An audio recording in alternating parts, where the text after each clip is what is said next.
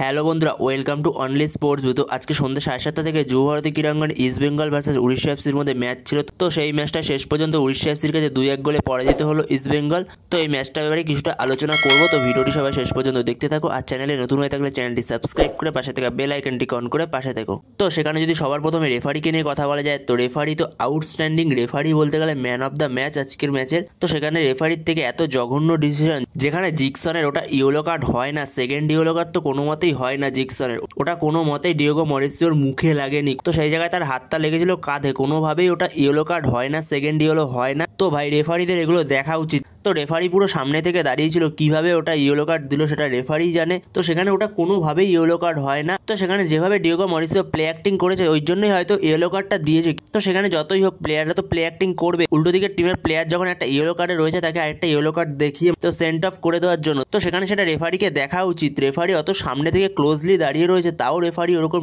বাজে ডিসিশন। আর ভিআর কবে আসবে জানা নেই, আইএসএল এ আদৌ আসবে কিনা ভগবান জানে। তাছাড়াও রেফারি যদি এটা ইয়েলো কার্ড হয়, তাছাড়া উড়িষ্যা এফসির অনেক প্লেয়ার ইয়েলো কার্ড দেখতে পারতো। আহমেদ জাহুর মতো প্লেয়ার ইয়েলো কার্ড দেখতে পারতো, কোনো রকম ইয়েলো কার্ড বের করেনি উড়িষ্যা এফসির প্লেয়ারদের। তো সেখানে রেফারিদের নিয়ে প্রতি ম্যাচেই বলা হয়, তো খুবই জঘন্য রেফারিং। তো যেখানে ইস্ট বেঙ্গল প্রথম গোলটা পায় 53 মিনিট নাগাদ, যেখান থেকে লালচুঙ্গা গোল করে। তো যেখানে লালচুঙ্গা গোল করে 1-0 তো লিড করে দিয়েছিল ইস্ট বেঙ্গলকে। তো তার 2 মিনিটের মধ্যেই জেরি গোল করে দেয় উড়িষ্যা এফসির হয়ে। তো সেখান থেকে 1-1 হয়ে যায়। তো এরপরে হুগো বুমস 86 মিনিট নাগাদ গোল করে লিড এনে দেয় উড়িষ্যা এফসিকে। তো সেখান থেকে 2-1 গোলে শেষ পর্যন্ত উড়িষ্যা এফসি ম্যাচটা জিতে যায়। তো সেখানে ইস্ট বেঙ্গল খুবই ভালো ফুটবল খেলেছে, প্রথম থেকেই ভালো ফুটবল খেলছিল ইস্ট বেঙ্গল। তো সেখানে মাদি দালালের চোট লাগে। তো মাদি দালালের চোটটা কতটা গুরুতর সেটা এখনো জানা যায়নি, পরে জানা গেল। অবশ্যই তোমাদের সাথে শেয়ার করে দেবো এই বিষয়টা। তো সে যতটা মনে হলো সে 1-2 সপ্তাহ মাঠের বাইরে থাকলেও থাকতে পারে, এখনো পর্যন্ত শিওর না। তো পরে জানতে পারলে অবশ্যই জানিয়ে দেবো এই বিষয়। তো সেখানে মাদি দালাল চোট পেয়ে উঠে যায়। তো সেখানে মাদি দালালের জায়গায় নন্দকুমার নামে, কিন্তু নন্দকুমার নেমে সে ভালোই খেলছিল।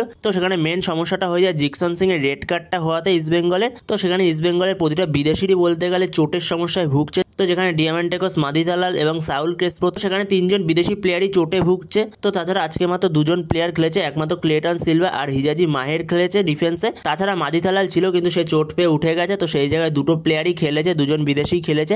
তো বন্ধুরা, তোমাদের কি মনে হয় রেফারিকে নিয়ে? তো তোমাদের রেফারিকে নিয়ে মতামত অবশ্যই কমেন্টে জানিও। এছাড়া আইএসএল এ ভিআর কি আদৌ আসবে, তো এই বিষয়েও কমেন্টে জানিও। তো এই ভিডিওতে এই আপডেটটা নিয়ে আলোচনা করার ছিল। তো ভিডিওটি ভালো লাগলে অবশ্যই লাইক, শেয়ার, সাবস্ক্রাইব করতে ভুলো না। তো নেক্সট ভিডিওতে দেখা হচ্ছে, ততক্ষণের জন্য বাই বাই।